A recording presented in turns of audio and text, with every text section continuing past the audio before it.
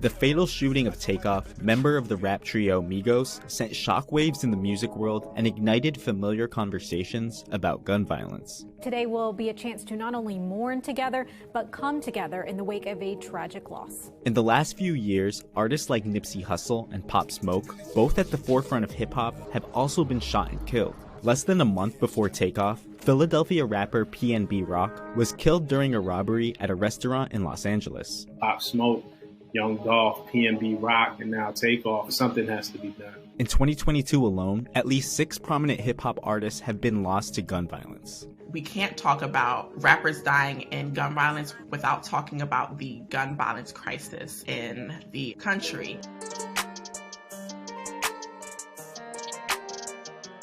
The passing of Atlanta's Takeoff has been particularly difficult on the hip-hop community. Officials say Takeoff and Migos member Quavo were at a private party at a Houston bowling alley when Takeoff was shot in the head and chest and pronounced dead on the scene.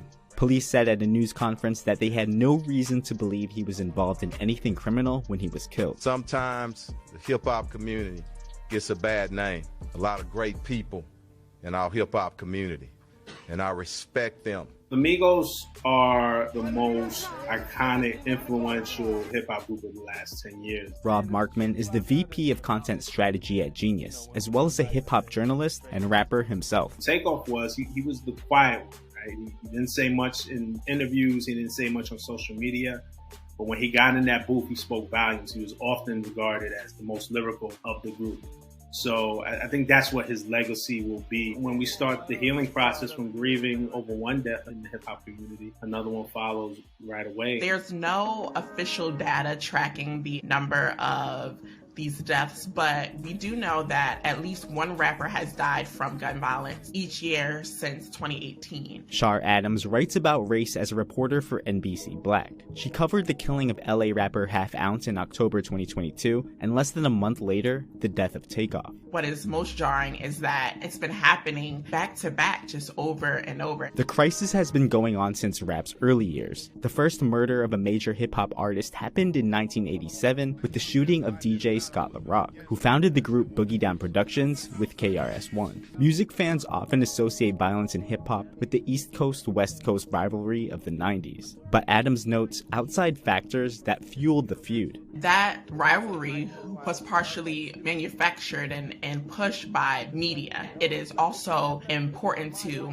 think about the role that media plays in this perception of hip-hop as this violent culture. She says the rise of social media has altered how the public processes deaths in hip-hop and made a decades-long problem even more prevalent. Big change now is the access fans, have when these rappers are killed. Following the murder of PNB Rock in September 2022, fans on social media were quick to blame his girlfriend for posting their location online. And then as the investigation unravels, we find out that his killers weren't tipped off by her Instagram posts.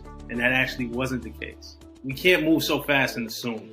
Because it's very hurtful, and I can't imagine the hurt. Social media has also become a place for people to grieve and voice their opinions after these tragedies. On the day of Takeoff's passing, actor Lakeith Stanfield went on Instagram to say, "If you are for gangster rap, you can't also be for black." It's far from the first time hip-hop has been condemned for its content. Just a few months earlier, New York City Mayor Eric Adams and the NYPD controversially had 3 drill rappers removed from Rolling Loud Music Festival over fears of potential violence. When these deaths happen, there's this knee-jerk reaction to condemn hip-hop culture. These condemnations also overlook the systemic issues that make gun violence possible and how Black people are impacted by that at higher rates.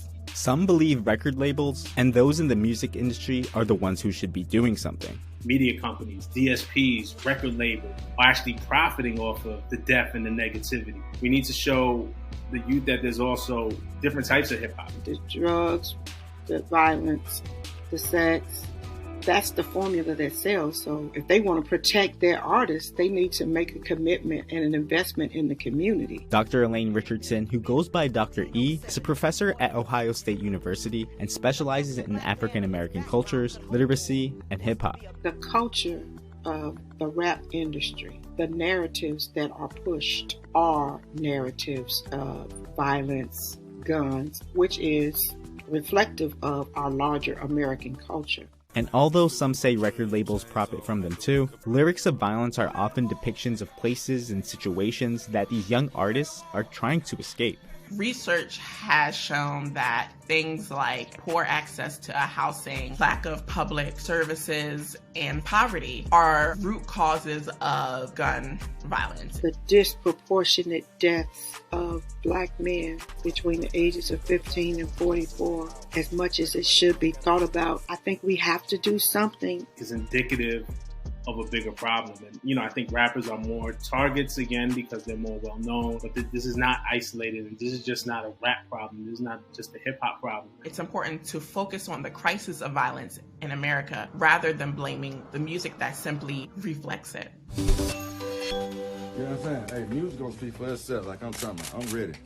I'm so hot and ready. Like a little Caesar piece. Let's get it.